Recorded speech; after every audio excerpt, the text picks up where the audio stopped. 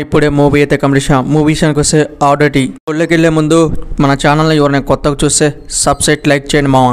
అక్క చెల్లెలు ఉంటారు, అందులో ఒక చెల్లి అయితే చనిపోద్ది. ఆ చెల్లె ఎందుకు చనిపోయింది, వాళ్ళ అక్క బాధపడుతున్న టైంలో దయ్యాల ఎలుపు తీసుకొని అయితే వాళ్ళ చెల్లెని ఎవరు చంపారనేది తెలుసుకుంటది. తెలుసుకున్న తర్వాత వాళ్ళ చెల్లిని చంపిన వాళ్ళని చంపిందా లేదా అనేదే ఈ మూవీ స్టోరీ. ఒక సస్పెన్స్ కిల్లర్ మూవీ అనుకోవచ్చు మనం. ఈ మూవీ వర్కౌట్ కాదేమో అనుకున్నాం మామ.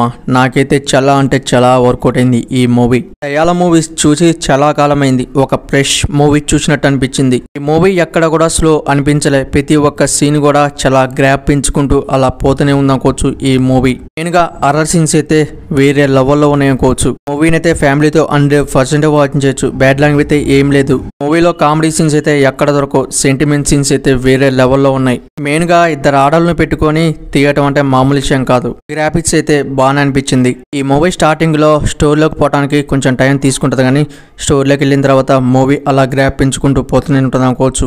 మూవీ ఎక్కడ కూడా స్లో అయినట్టు అనిపించలేదు. డైరెక్టర్ వేరే లెవెల్లో రాసుకున్నాం అనుకోవచ్చు. క్లైమాక్స్ సీన్ మూవీ హాలీవుడ్ లో విడుదలై కొన్ని రికార్డ్స్ బద్దలు కొట్టింది. ఇప్పుడు మన తెలుగులోకి వచ్చేసింది. తెలుగు లాంగ్వేజ్ అయితే పర్లేదు అనిపించింది. మీరు ఈ మూవీని చూడాలంటే అమెజాన్ ప్రైమ్ లో దొరికింది, పోయి చూడండి. మన ఛానల్ నచ్చితే ఒక లైక్, సబ్స్క్రైబ్ చేయండి. Please support me.